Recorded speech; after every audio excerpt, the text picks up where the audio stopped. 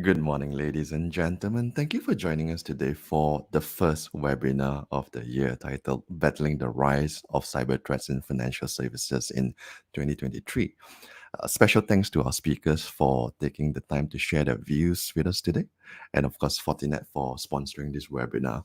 Now, before we begin, just a quick administrative note.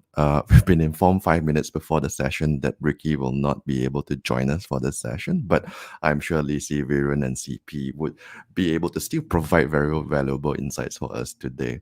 Now, it's no secret that cybercrime is on the rise. Just last year alone, we saw attacks against a major Singaporean bank and also a prominent Malaysian payments player as well. And I think across Southeast Asia, if you look deep enough, you'll probably find similar incidents here and there. The rise in cybercrimes can, of course, be attributed to multiple factors, which includes the fact that users are becoming increasingly digital and also the emergence of cybercrime as a service as well, which enables the less technically savvy bad actors to also participate in these activities.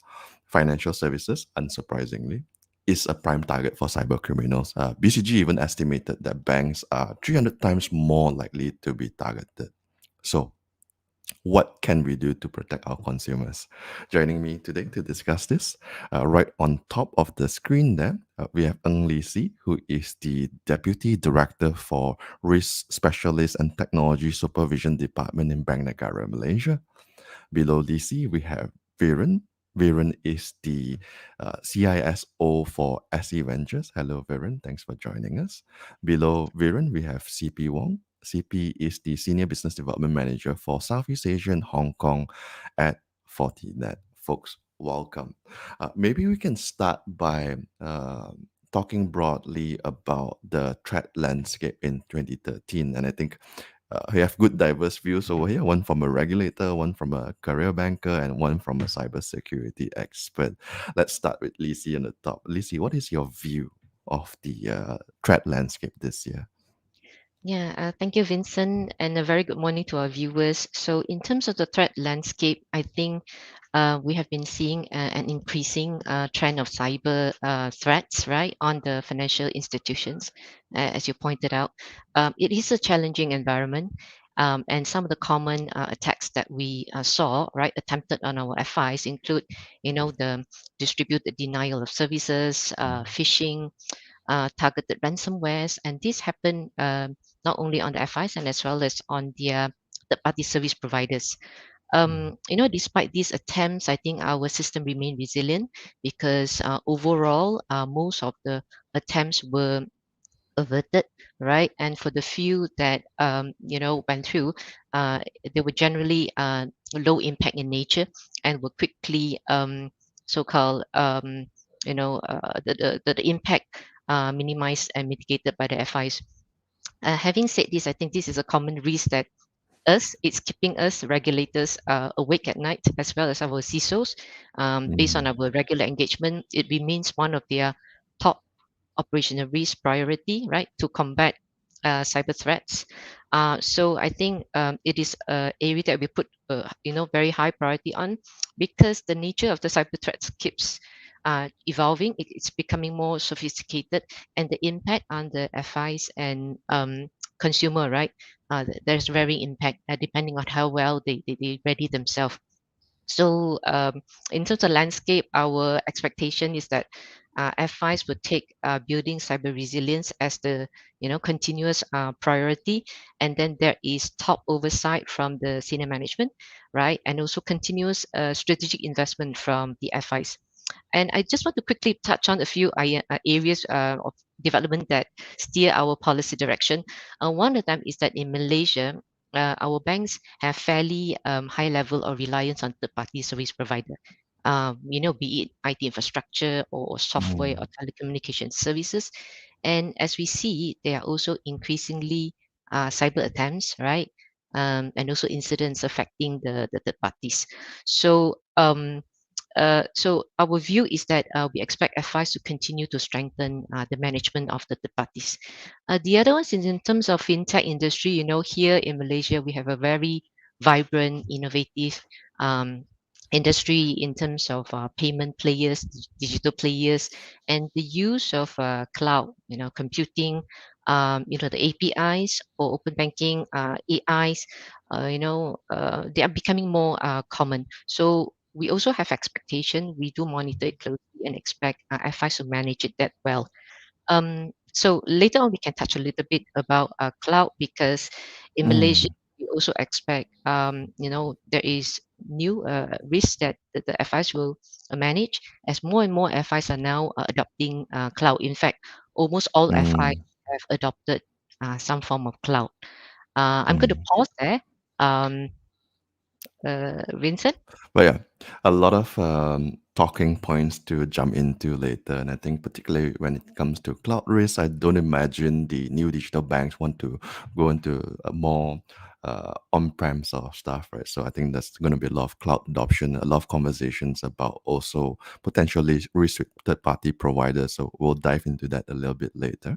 But for now, let's move on to Viren. And I think Viren's role in SE Ventures is quite interesting. We were talking about how you were in banking, like banker for 15 years, and then now you're with SE Ventures, which is the innovation arm for Stanchart, and you work with a lot of startups. So the risk profiles, I'm sure, are quite different between the both portfolios. Viren, give us a sense of what your thoughts are on the threat landscape this year. Sure. Hey, good morning, Vincent, and good morning, everyone, and who is attending here. Happy to be here. Vincent, the threat landscape, whether across financial services, large financial services, or startups, are not very different.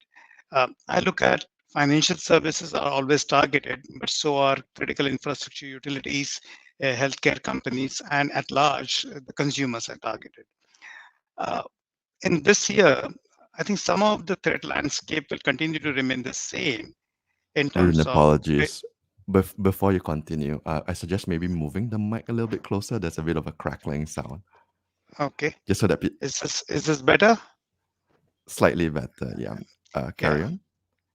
yeah. So in terms of threat landscape, over the Mm, last 2 years, it has become sophisticated. Or in the last few years, it continues to remain sophisticated with phishing and ransomware and all. But especially starting this year, I see a lot of emerging technologies uh, being introduced to attack a lot of institutions and startups.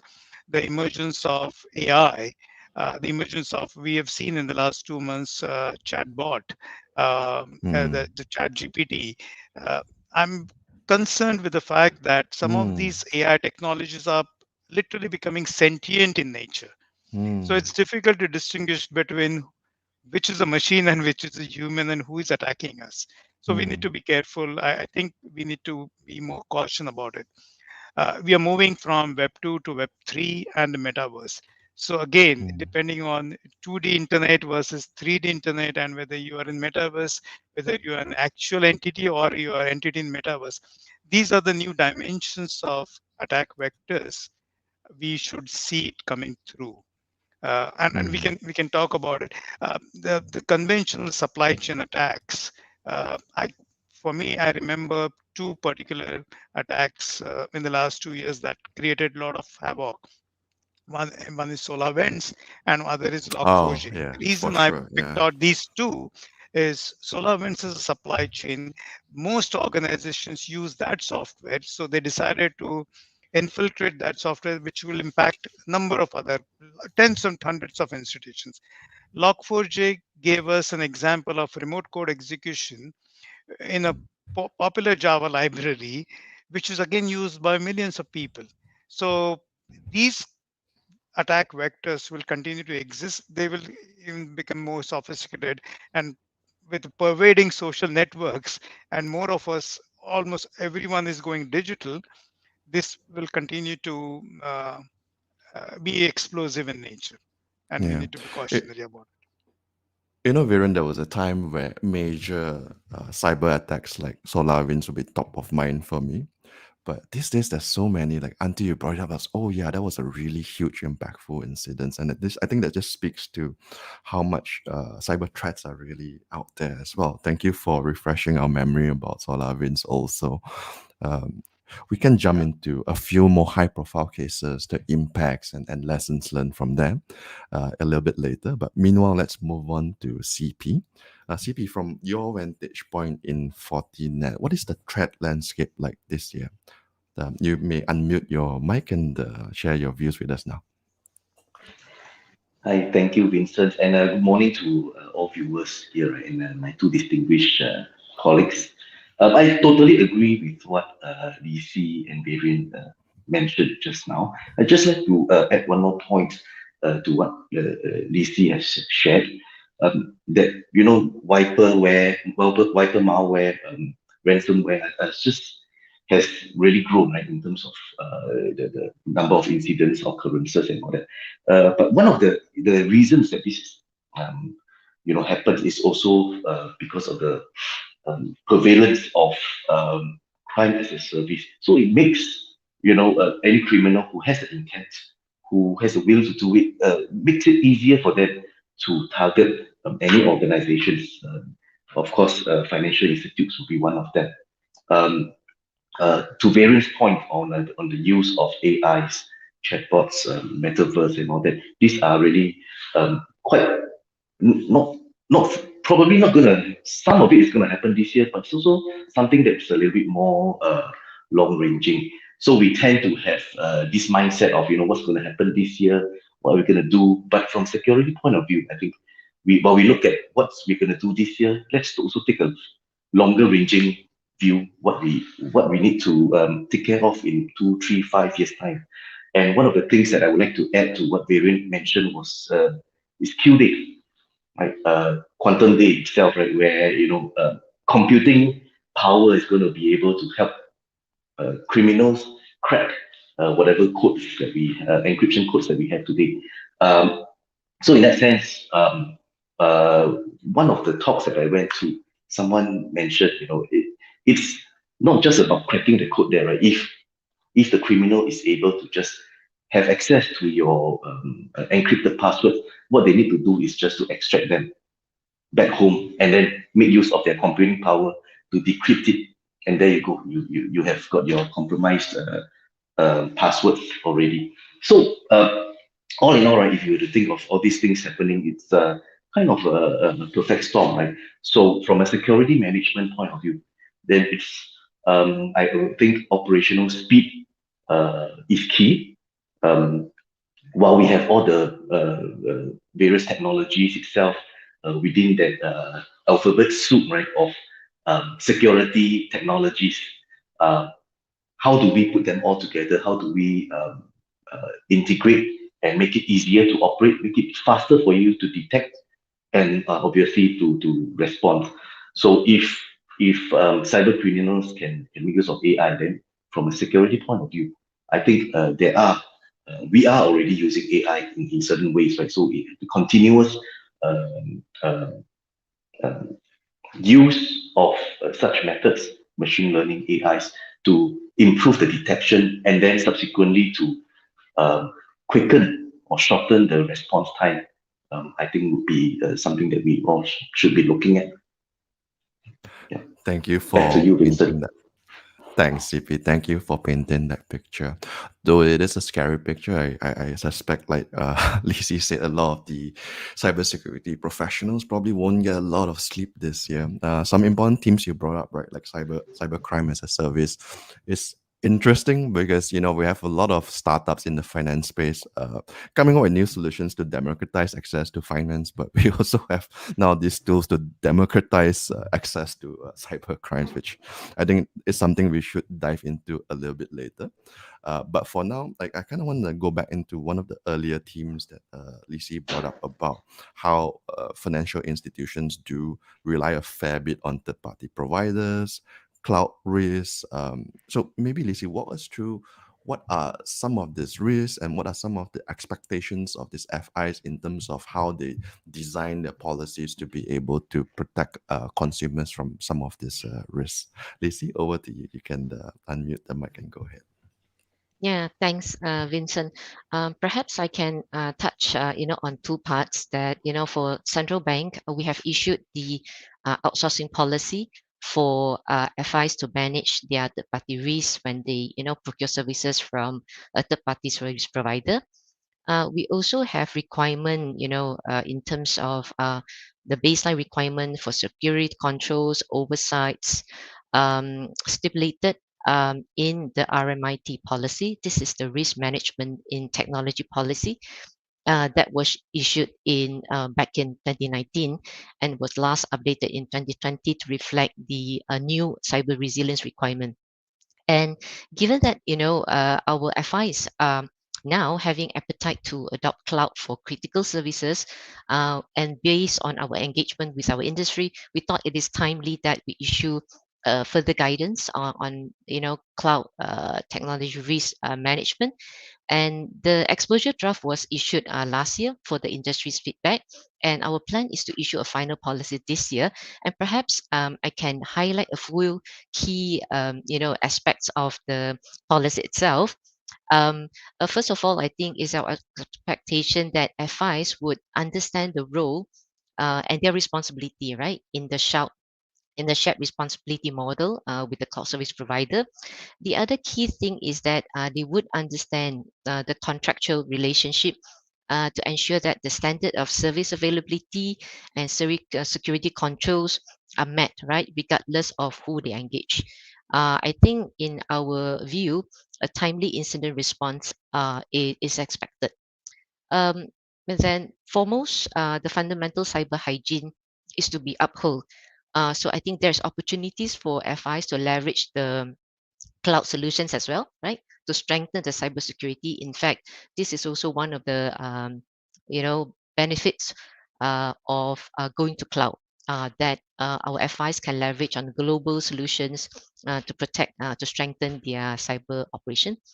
The other one is that I think we notice it remains important, right, that the underlying technology risk management that we outline in our policy, FIs take effort to strengthen their underlying processes. For example, having a secure solution development life cycle, managing the change management appropriately, so that and that there are sufficient skill set so that when FIs adopt a new technology, they would not get into the situation of misconfiguration, right? That would result in some of the incidents that we're seeing. So these are some of the key areas that we highlight in the cloud technology risk assessment guide. Yeah, just to touch on a few. Sure.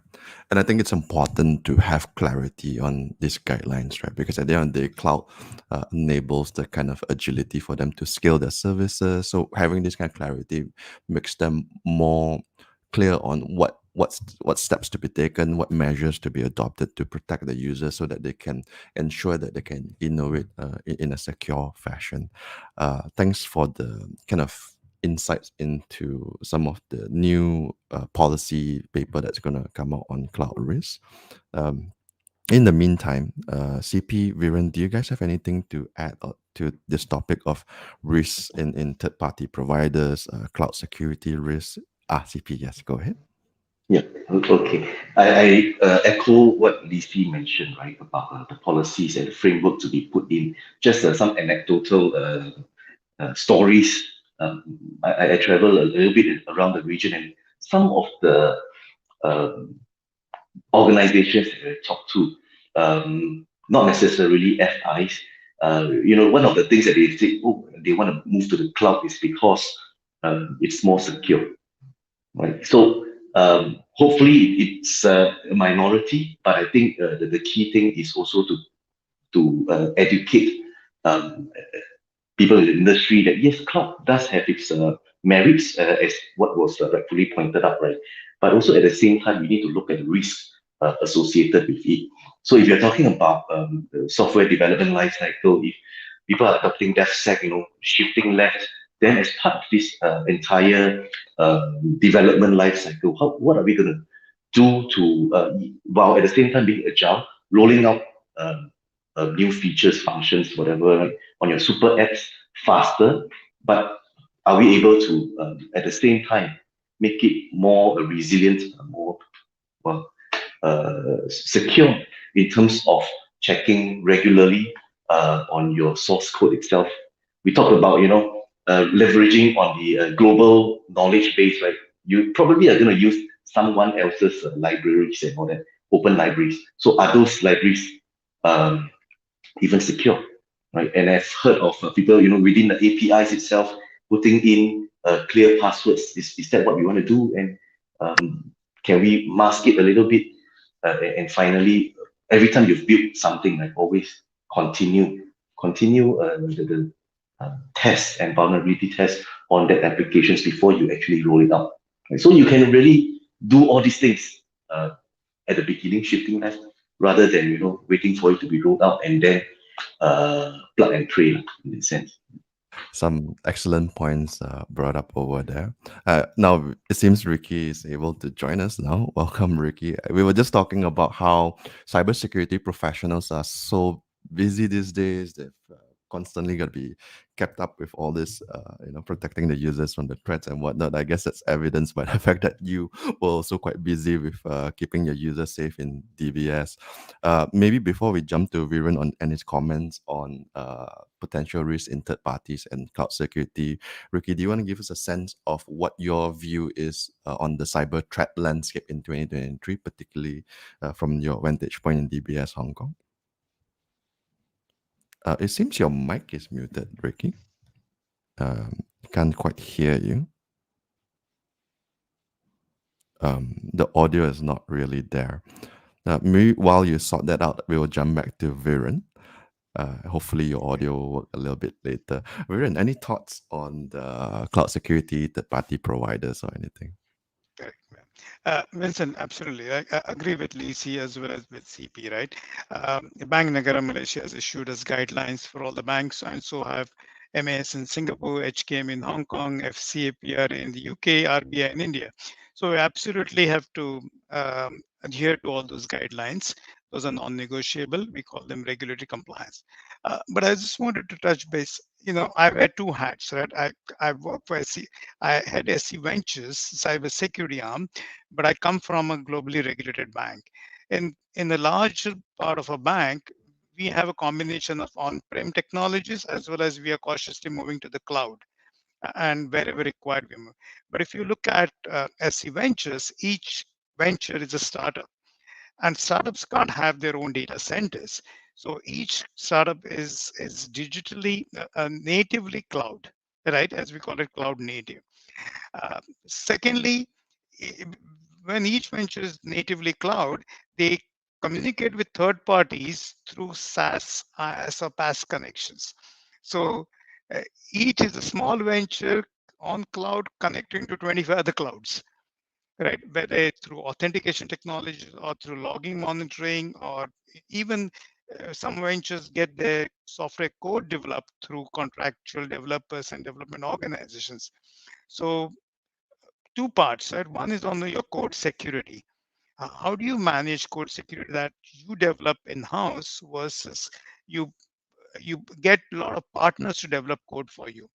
So the GitHub security is quite important, making sure that those repos don't become public. They don't inadvertently leak their code. Even leaking a code ahead of time can be a problem, because it may not be exploited immediately, but it could lead to a leak of intellectual property, right? And knowing whatever the weakness in code is can be a problem. Secondly, some ventures will, obviously we'll use AWS or Microsoft Azure or Google for base IaaS and PaaS, but then we connect with a lot of other third parties for operational services. So cloud and third-party connections are absolutely at the top of our security interest, right? And we want to do a continuous third-party security assessment. And depending on the extent of integration that we do with each third party, we need to dive in deep to make sure that They protect us, we protect them, and we need to have not just commercial agreements, but we need to constantly evaluate them and make sure that each one protects each other's interest. Thanks. So third party is absolutely mandatory and at the top of my list. Absolutely. Thanks for that, Viren. Before we move on to the next team, maybe just to provide some context to the audience as well, what kind of startups do you guys oversee in SE Ventures? Um, SC Ventures I'm glad that after working for almost 14 years in the main bank, I got an opportunity to work for startups. SC Ventures is an innovation arm of Standard Chartered Bank. We help incubate fintech startups. Fintech Mm, startups of all kinds. Uh, s- mm, some of them are supply chain ventures, connecting distributors and producers together. Some of them even connect farmers to the restaurants. So in different industry sectors, some are financial planning and retirement ventures. Even we have some of the ventures that have gone live. Two of them are crypto custody and crypto brokerage and mm, trading ventures as well. And we are right now. I'm working with 18 other ventures that are in the process of incubation. Some of them will mm, play a larger role in crypto ecosystem as well, and in digital asset space as well. So it's an interesting journey that the bank has taken. But essentially, I believe every large bank will have to take this journey.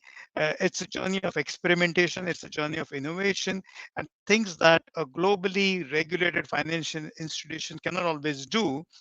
uh, with the blessings of regulators from time to time, we help innovate and we experiment with different models. Another point I wanted to bring out is in these startups, as compared to my earlier job, we expect ventures to pivot, right? These are business models that are experimental. So we may think this is a good model, but we may need to pivot it constantly. And when we pivot constantly, it induces some level of threat. So we need to balance them continuously. So it's continuous exercise to make sure that with the threat landscape, we have to continuously evaluate our threat landscape, it commensurating to that business model that we are pivoting from time to time. But obviously, mm, we want them to succeed. And for sure. therefore, I recognize one senior director of Google once said that the model of startups who are successful are those where the CEO and founders are fanatical about security. Now, you don't expect every business venture lead to be constantly focusing only on security, otherwise, they wouldn't grow. But at the Sure. same time, they have our help to make sure that they don't get compromised Sure. in a material way. I mean, if you launch a new digital service, having your data compromised is not exactly a great user experience. So, of course, it's a focus that needs to be paid attention to. Thanks for all this insight. And I guess given your portfolio, there is a lot of interest for cyber criminals to also target. So the whole cyber resilience is of course very important as well. We have Ricky back. Let's give Ricky one more Sorry, you try to can hear see. me now? Yes, we can hear you now, Okay, sorry Ricky. about that. Sorry No about that. worries. And that's what we So call technology risk, right? very true. So maybe we can jump back to you and just give us a sense of what your views are on the cyber threat landscape in 2023. In fact, it's very interesting questions because I'm being asked by senior management in the bank as well.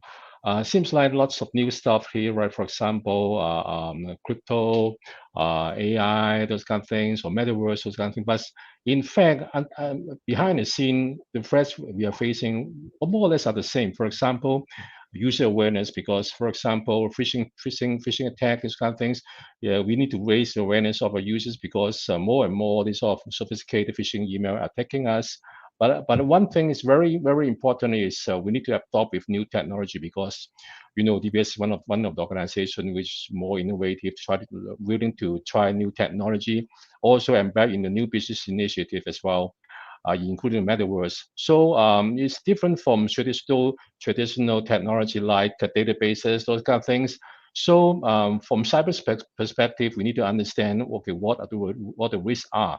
So I believe in 2022, the risk landscapes right now will be some new technology because right now all the businessmen knows that they should rely on new technologies to boost up their business. So from the cyber guys like us needs to know, okay, what exposure, what risk will be exposed to the organization, and what sort of risk assessment or risk controls should be in place to protect the firm. So this is the first one. The second one is also initiated by some of the regulators in Hong Kong as well.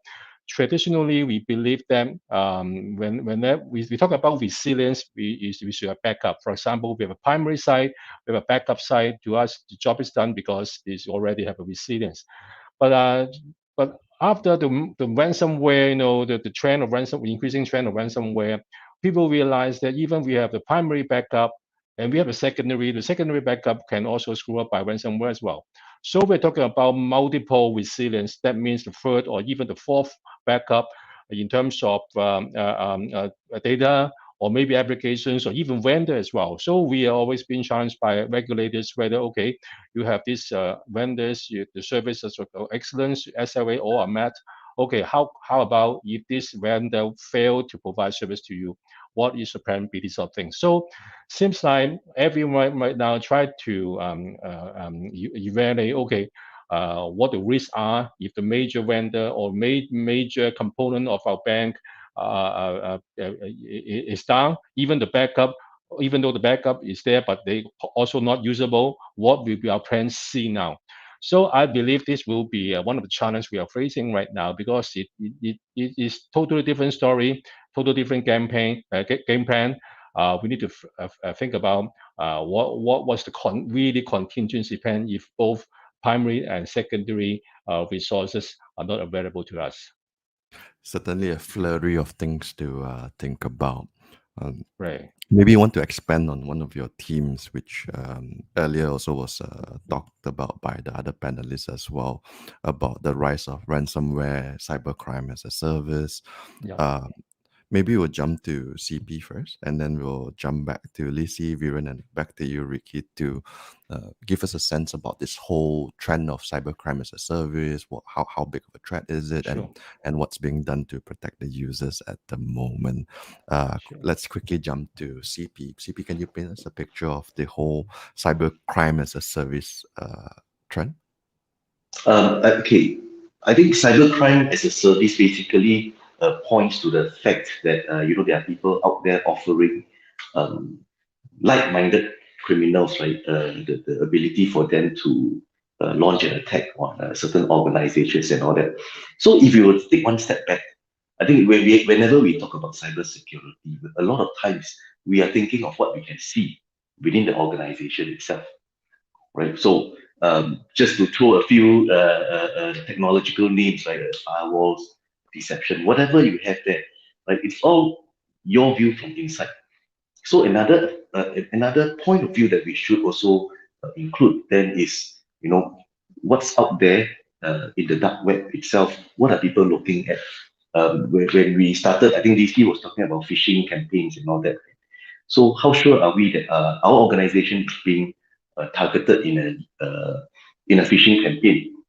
Are we able to know and then be able to preempt and prepare ourselves, not just ourselves, but also our clients in the context of an FI itself, right?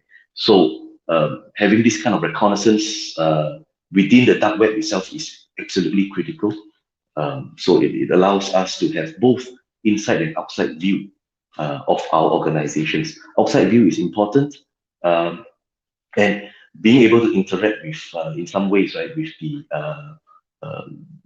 cyber criminals, people who are out there peddling their service. Then, if you are just having a kind of pulse on the darknet itself, who are trying to solicit for such services, then would give us a sense of whether we are at risk or not, or what's the risk level. That's the first one, right? Um, uh, on crime as a service. But since we're on the topic of the darknet itself, Viren will talk about incubating companies and all that. And chances are we're going to do kind of acquisitions here and there, right, of fintech companies and all that. So how do we know that the company that we've acquired is safe, or in the words of Viren, right? Do they have fanatical founders? Founders who are fanatical about cybersecurity itself, right? So if then we should again, as part of the M&A process, to be able to search, have an external view of that, of whichever organizations that you're getting, or that you intend to acquire, understand the risk that you're going to adopt. Once you have them on board itself, I think that would be another key thing as in the whole scheme of things. Thank you for that, CP. Lisi, any thoughts on this whole cybercrime as a service trend? Yeah, perhaps I can share two views here. Mm. We're monitoring it closely because the trend means that anyone, even the non-technical, irresponsible party can launch an attack on someone, right? So I think it remains important that our FI strengthen the cyber resilience, continuously, improve their cyber defense, and very importantly is in terms of protecting the customers who's using the digital services.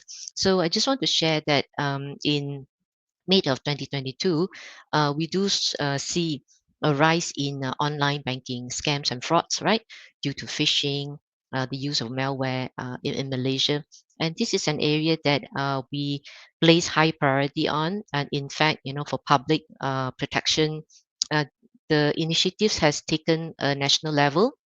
Bank Negara focus on working closely with the FIs to strengthen, right, the security controls of the online banking, so that the authentication method, the validation, would not be bypassed by fraudsters. Because what we observe from the incidents is that the tricks are just too innovative and they keep changing by the topic of the day. So if the government is paying subsidy, then there will be almost immediately another attempts, right, on fraudulent SMS.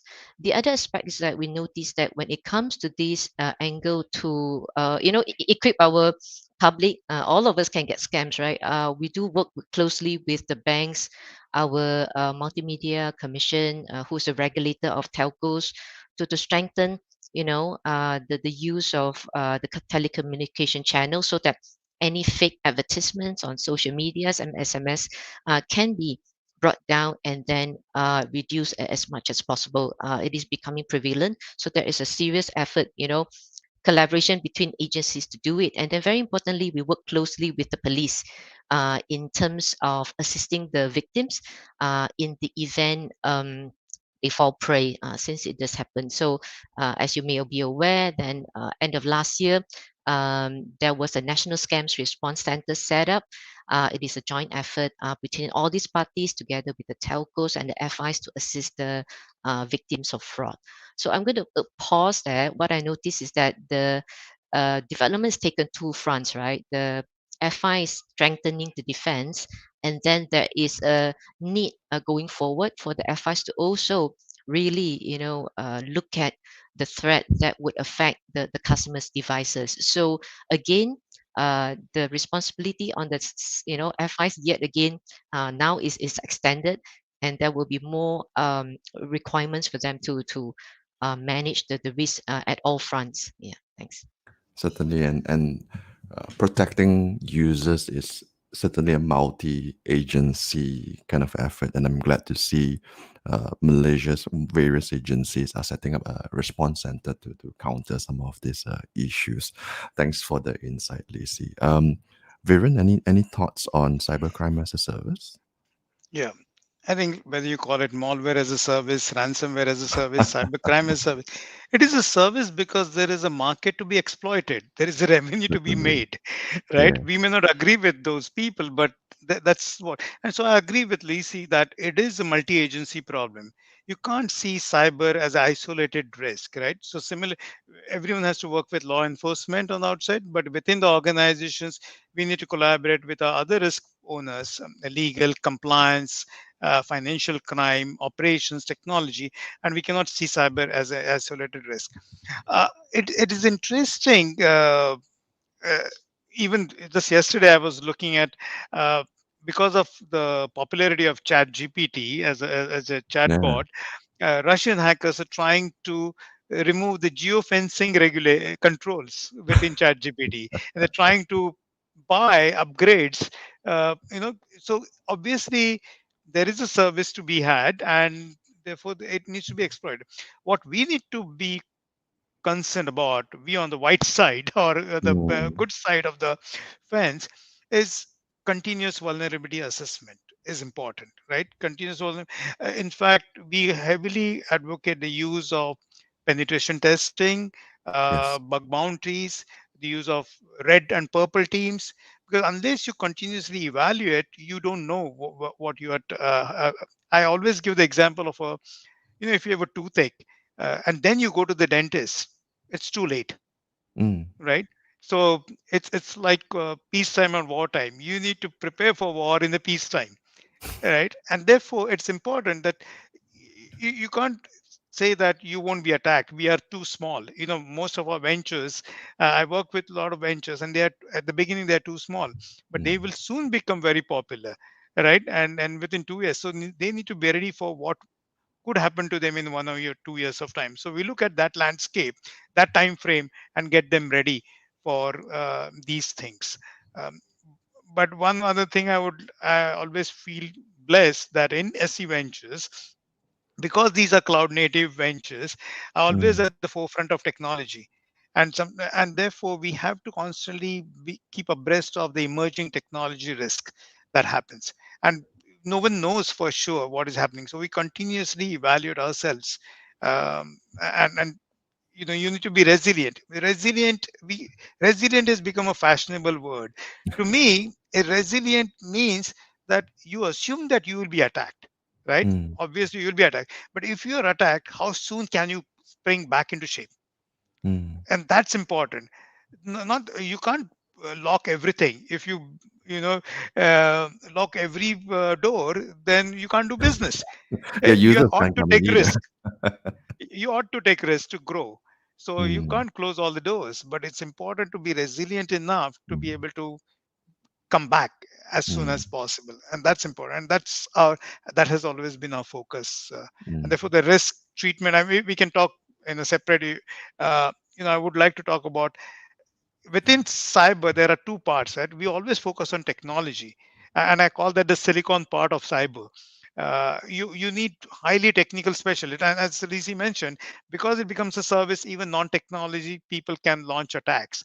But there is a lot of technology involved with it, right? Mm. But at the same time, there is the other side of cyber. I call it carbon, which is all about risk frameworks. And Mm. today there are a lot of risk and cybersecurity frameworks embedded with threat landscape, embedded with threat vectors or attack patterns that we can utilize and really pro- provide relevant protection to our businesses as it demands. You can't use everyone in the same lens. So depending on how big or small the venture is, what is your risk appetite, what is your risk tolerance, we need to appropriately provide that level of security. Mm. Some key points there, like always be on your toe, proportionality, and a lot of interesting thoughts that you've given us, Viren. We've got some questions from the audience, but before we jump into that, Ricky, any thoughts to add about this whole emergence of cybercrime as a service? In fact, that's not a new stuff. Mm. We do have phishing test, phishing email as a service before. So I believe the comment made by the previous speakers are very valid. But one point is we can see the number of intrusion attempt increased significantly during the past few years because, as mentioned by the previous speakers, even non-technical people can launch an attack very easily. In the past, I remember that launching an attack needs lots of technical knowledge. You need to access those low-level language, command line, these sort of things. Right now, very beautiful GUI. You can launch an attack very easily. And also in the past, we will trace the attacking group, the hackers group for some TI. Okay, but right now maybe even a number of kids can launch an attack. So it's very hard for us to trace as well. So the number of intrusion attempts increased a lot during the past few years. Maybe this because one of the reasons because of the cybercrime as a service, and the cost of launching attack become lower because I believe the market will be much mature in the coming days. More and more competition among those services as well. So the cost will go down. It's much more easier for people to launch an attack without technical knowledge or not even needs lots of money. So I can see in the next few years we will face lots of this sort of cyber attack. But I agree with Viren that ourselves needs to do lots of validation through penetration tests, vulnerability assessment, these sort of things to make sure that we are in good shape. I think it's fascinating because when you think about it, in the past, when you have these bad actors who are not technically savvy, they can only rely on social engineering to as an attack vector, right? But these days with these things, they have Right. more access to these things. I think everything is being democratized, including cybercrime these days. I'm not sure that's a good thing, but funnily, I remember reading about someone commenting that this providers of cybercrime as a service has even better customer service than some of the tech vendors, which I find to be quite fascinating. Now, Yeah. I want to move on to some of the questions from the audience. And perhaps I can also ask the audience if you guys have any questions, do try to let us know who you would like to direct the question to. But maybe we'll start with this question from RJ Biani, who's asking about your thoughts on insider threats to financial services. Um, would anyone like to comment on insider threats? The question is open to any of the panelists. Once you unmute your mic, I'll just Viren, go ahead. Hi. Obviously, insider threat is a real threat, right? Mm, We I can talk not just from SC Ventures for the larger banks, Standard Chartered. We are a global banks located around 58 odd countries in diverse markets, and we work with a lot of external third-party providers as well. So, insider threat could mean our full-time employees, or it could mean contractual employees, and they work hand in hand with other people. So, we first of all. Uh, we have a lot of training programs, a lot of inside surveillance programs that we keep a track on. Anyone who, like, for example, if I were to go on block leave, I cannot access anything. I cannot access my network. I cannot even allow. And example of a block leave protection is such that if I was a bad guy, I, and I'm not allowed to do my job for 2 weeks completely, not even access the network, then somebody would know if I was a bad person or not. So these kind of controls are very important. Insider threat exists in all organizations, and we need to be mindful and continuously assess all the time. There are a lot of whistleblowing initiatives within organizations as well. There are a lot of speak up initiatives. So it's not just about cyber, but fraud activities could also happen. So it's a real threat, and we are very, very mindful and continuously scanning for those threats. certainly. Thanks for that, Viren. We have time for one more comment on that question May I before we supplement a move little bit on. on that one as well? Sure, Ricky. Go ahead. Yeah, the insider threat, in fact, I believe for the term zero trust, we heard these terms for a Mm, long time yes. already. Focus on network, hardware, those kind of things. But in fact, we already try on people as well. So, for example, traditionally, when our staff try to log into our network through in remote locations, they need to do 2FA, VPN, those kind of things, because we don't trust them because they are outside our premises, right? But right now, for insider threat, we also make sure that even within the office premises, they need to do the same things. So make no difference whenever they're in office or in remote locations, we're doing the same. So this is one of the things we try to strengthen the control for insider. At the same time, we do lots of analytics like the user behavior activities, not only on network perspective, but also in the application, even the search, record searching, these sort of things. And we have some AI behind the scene and see where there's any unusualness we correlate within among activities. For example, just give you a very typical example. If I found a staff try to do a sequential search for a customer which does not belongs to his or her areas, we will trigger alert, something like that. So these sort of things or some unusualness, we try to fret it out and try to trigger alert to our reviewer and see whether they are doing some naughty things or not. So this is kind of strengthen our control for insider threat. But right now, after the remote access, become quite common after COVID. So we no longer know whether the users log into our system, they are really our insider, our staff, or their machines being compromised by someone. So in fact, he's outsider. So that's why the zero trust extend to all the users as well, no matter he or she provide adequate password and login credential. We don't trust them unless proper authentications is in place. Thank you for those insights, Ricky. Um, before we move on to another audience question, I just want to quickly jump back to one of the themes we spoke about earlier, because I think, even Viren brought up about a few prominent cyber attacks. And as I also mentioned earlier, last year, we saw a few, right? We saw a major Singaporean bank, a prominent payment system in Malaysia. Our Malaysia's National Registration Department was allegedly hacked. You had Twitter, WhatsApp allegedly, some password managers as well. So I just want to get a sense of what is the impact. Now I'm aware that we are running a little bit short on time, but the beauty of online events, I think we can extend it a little bit because the conversation is quite interesting, and I hope you guys will stay on with us. So maybe we'll get some comments from Lisi, Viren, CP, and then back to Ricky to add on as well. Lisi, what is the impact of these major cases? What lessons have we learned?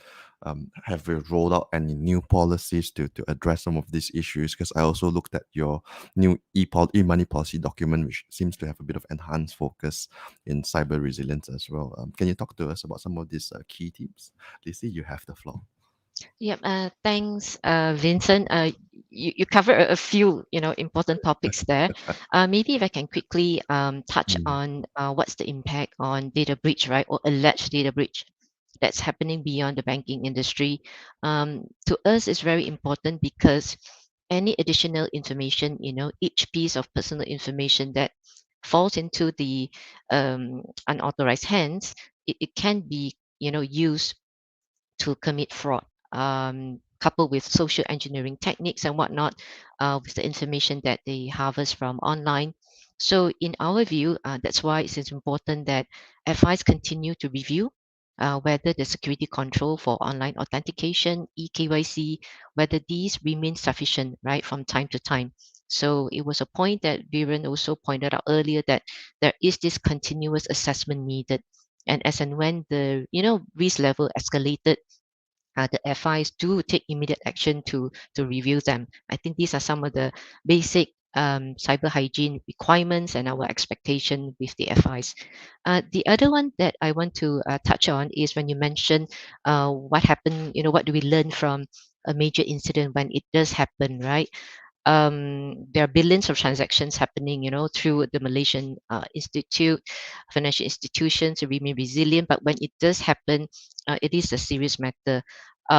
So what normally happens is that we do investigate it very thoroughly. FIs do undertake those investigation and make sure that the root cause are known, and then they are closed and remediated very quickly.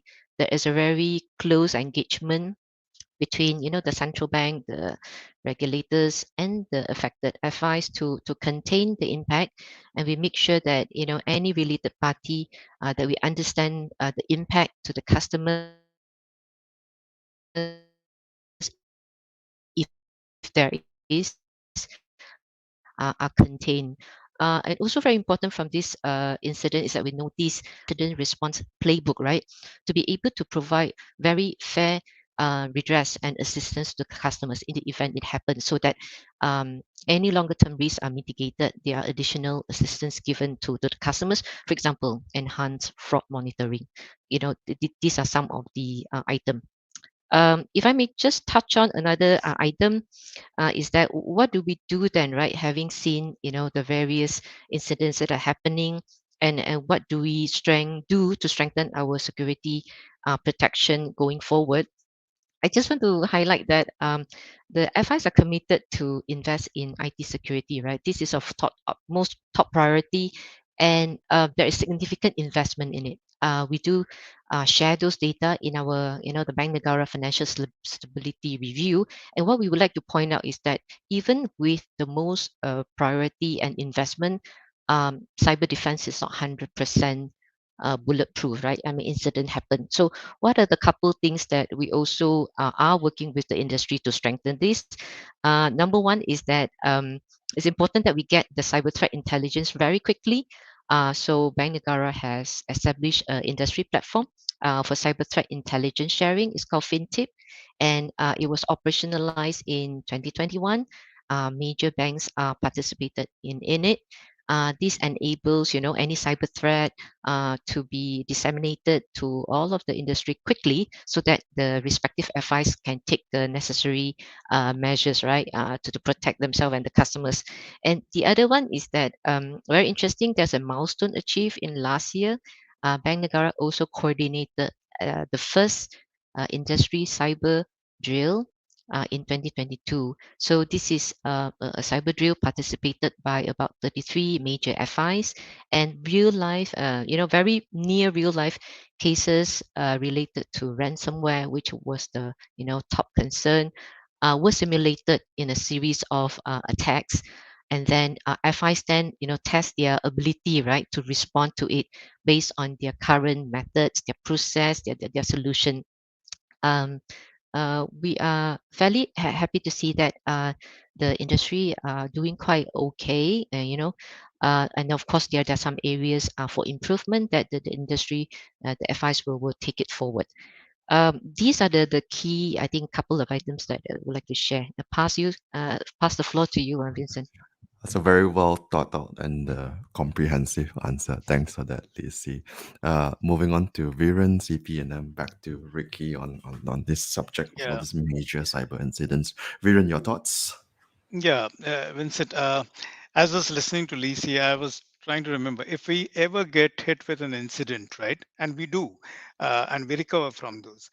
But whenever we recognize an incident has occurred, Lisi and her team would expect us to report to her within an hour, right? That's how fast we need to be transparent about it. But what we are more concerned about is we are always ready to communicate with regulators, whether it is Bank Nagar Malaysia or MAS or HKMA and the likes. But what is important is when do we really identify it as an incident? When it occurred, the incident would have been happening for like 6 months, and that will be a bad thing, right? And we have seen in some organizations the malware has been lying there, residing, and then the organization detects it only after many months. So it's important for us to know, when we say incident has occurred, that is the time we we have identified that as incident, not sleeping on it, right? I've seen a couple of questions also, Vincent, if I may just quickly address those Absolutely, on go for it. risk frameworks and other. uh, Today, earlier I mentioned about, today there is a lot of capability. It's up to us how we can use the right risk frameworks. For example, I've seen we use NIST standards, we use CIS version 8 risk framework, and these today's frameworks are so good compared to what has happened over the years, that for example, CIS version 8 comes with something called a community defense model, CDM approach. And what they have done is they have worked with attack frameworks, right? Mitre attack framework, and they've identified each attack vector, or they call it attack patterns, we normally call it threat vectors. And they've identified for each threat vectors, they've identified what controls we need to have in place. So it's important that if we initiate, our journey is always do a continuous threat modeling. And if we are able to do threat modeling using various threat intelligence sources like Verizon DBR, I remember FSISAC, we remember using it, and even most service providers provide us with a lot of threat intelligence because they talk to so many people. Even for our crypto ventures, we rely on chain analysis where we get so much threat intelligence. Based on it, some of our experts will identify what threat vectors are we really exposed to. And if we use CIS8 model very properly, then we can, as I call it, surgical strike, right? We can, rather than uh, becoming an army of controls and not knowing what all controls to put, we can use a threat-led security risk assessment approach and identify the controls that I need to put in today or 2 months later or in 6 months time. That is quite important for ventures that are under incubation, and that's the approach that we follow. Thanks for taking on some of the audience questions as well. I'm sure they appreciate it also. Let's move on to CP. CP, any thoughts on, Yeah. we talked about all the major incidents earlier. Yes, I think just wanted to add in a little bit. I really like the way that Viren described the carbon side and the silicon side of things, right? The frameworks being there to help guide our decision making or to guide designing everything. And then there's the silicon to implement whatever that's there. I think, but there's still I would say a slight chasm there in the sense that while we have all the frameworks, we have all the technologies. Uh, how are we making them to match, right? And what's the process in between to link all these things up? I think that's another key portion. Leafy talked about it, or was it Varian? You mentioned that within 1 hour you need to report to the regulators. So, do you have the information readily available? Are your systems all connected in a certain way for you to easily extract it so that you can then do a timely reporting? So um, I'm not too sure what elements we should use, but I think we need to kind of um, be able to link all these the silicons to the carbon side of things.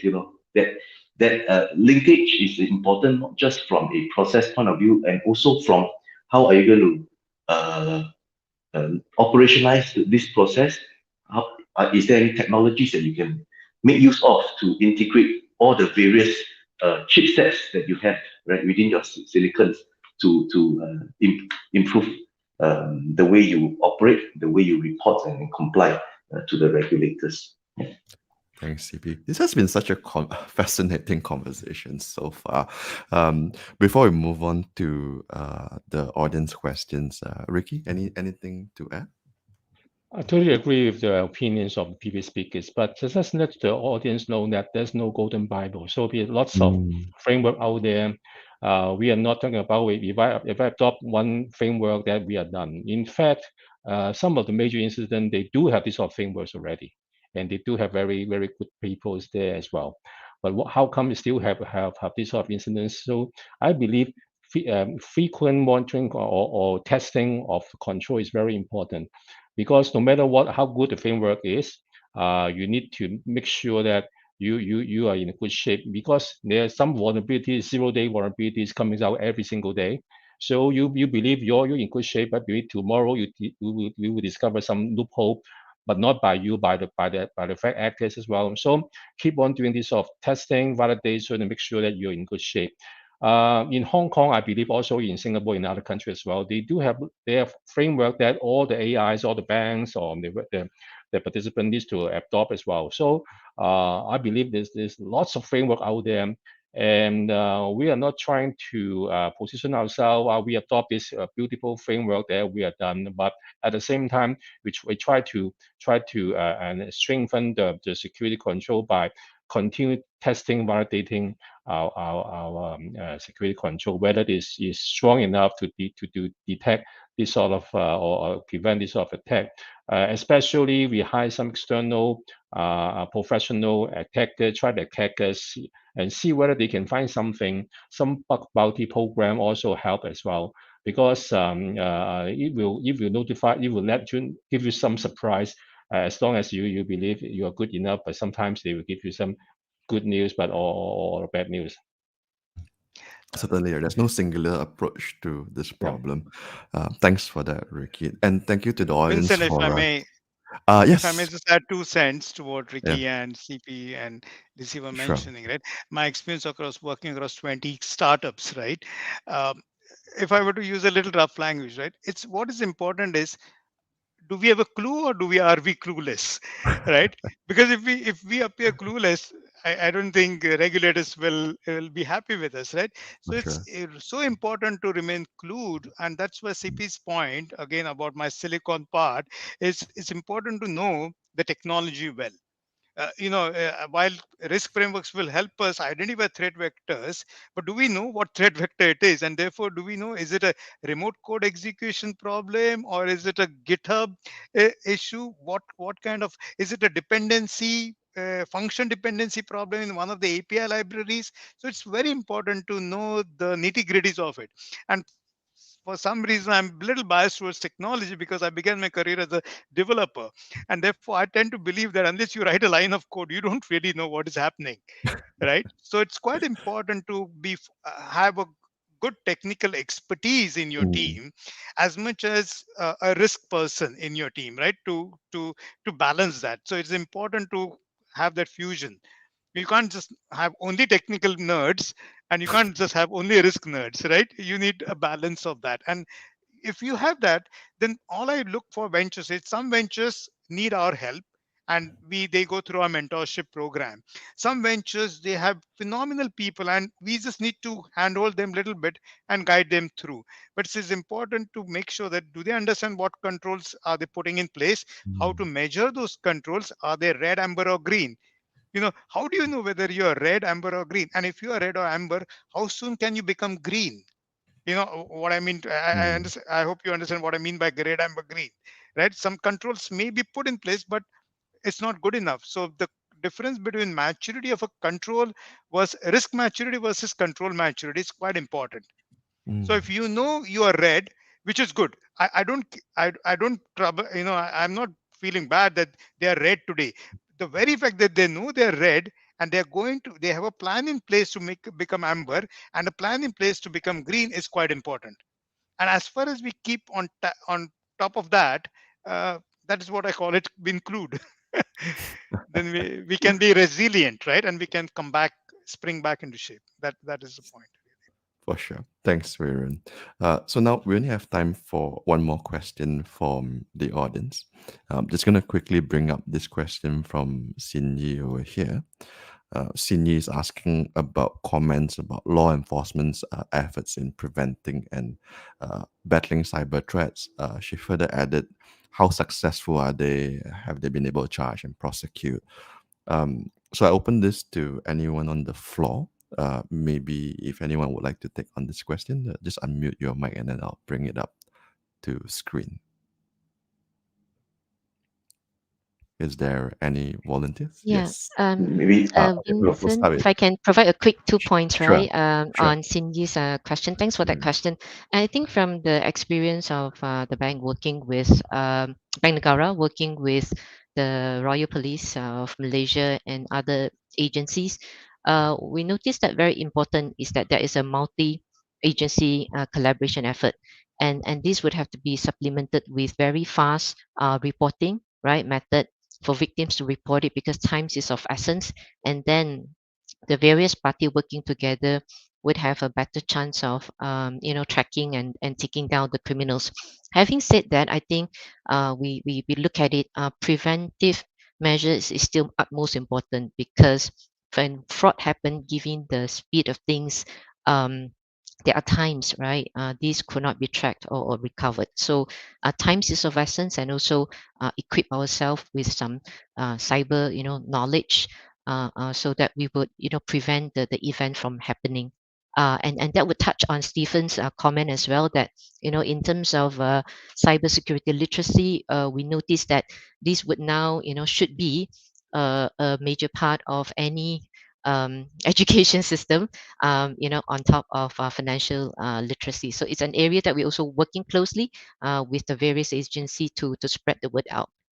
Pass over to you, Vincent. Thanks.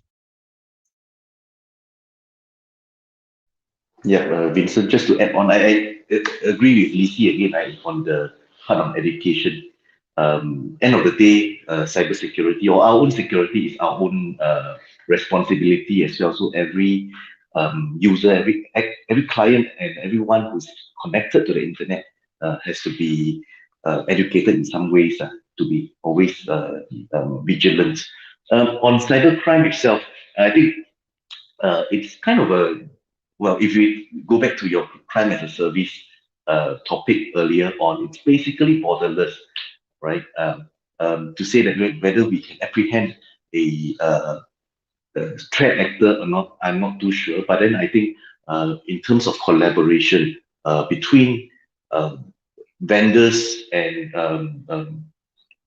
international uh, law enforcement agencies like Interpol, NATO, even vendors and vendors itself. I think these are critical. Just to give an example, Fortinet itself, we have a FortiGuard Labs, right? Threat research team. While we do research on our own, we do collaborate with fellow vendors.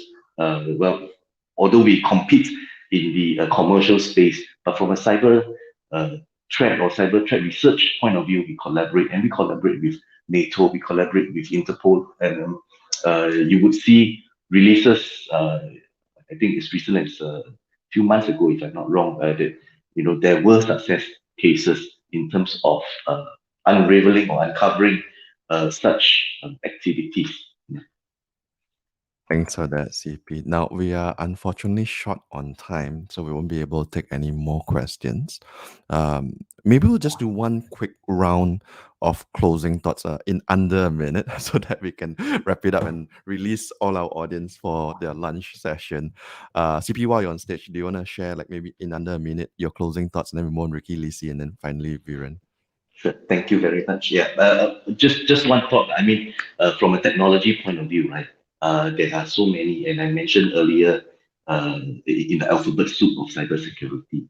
It's more important for you to scoop all this into a single bowl, know what's inside, how to integrate all the various technologies together, so that your silicon can then map back to the carbon. Thank you, CP. Ricky, very, very quickly, closing thoughts? I agree with some of the thoughts raised by the audience is employee or staff are the weakest link in cybersecurity because no matter how strong your security control is, it will be destroyed by a careless click of a phishing email. So on one hand, we need to strengthen the control of the device, but on the other hand, we also raise the security awareness of the staff. Make sure that they are not doing some stupid things, sharing password with others, these sort of things. Because no matter how good your security control is, if they are not serious about security, we go to nowhere. Thank you, Ricky. Lisi, your closing thoughts? Yeah, so Bank Negara always keep our policy updated, especially in the cyber resilience space, right? There is a range of policy that has been updated, including the e-money policy, Vincent, that you mentioned, merchant acquiring services, the business continuity. There's a range of them, so do visit our website if you would like to know more. And the other one is that in terms of protecting yourself for the Malaysian audience out there, practice cyber hygiene using resources online. There are many out there free. Do visit our Amaran Scam Facebook, right? Or visit your bank's website for security alerts and tips. So stay safe and thank you for the invitation. Thanks. Thanks, Lisi. Lastly, Viren, your closing thoughts? Hi, I think we've spoken on several subjects in this 1 hour, right? Yeah. Almost after 20 years in cyber, right? I constantly keep asking, right? What is changing? I find, you know what, the amount of hype these days just has exploded. So I'm always skeptical about everything that I read and listen to, what is real, what is not real. So, I say, keep your bullshit detector high, right? It's very important because even knowledgeable people could get scammed, fooled, Of right? course. So always be important on that, always be alert and on the guard. And if you're not comfortable, don't do it. And don't venture out clicking on the link. But otherwise, it's an interesting. We Cyber is an interesting field, and with Mm. the emergence of technologies, there are good and bad things happen. We just have to make sure that good people can unknowingly do bad things, and we want to stop that, right? And bad people will do bad things, but we don't want good people to be caught doing bad things unknowingly. Certainly. And on that note, it only leaves me to thank all the speakers for staying on with us to share their views, and also over 100 of you who stayed on the extra 20 minutes to listen to us. Hope to see you guys soon. And this certainly has been one of the more interesting security panels I have attended. Thank you and goodbye all. Thank you.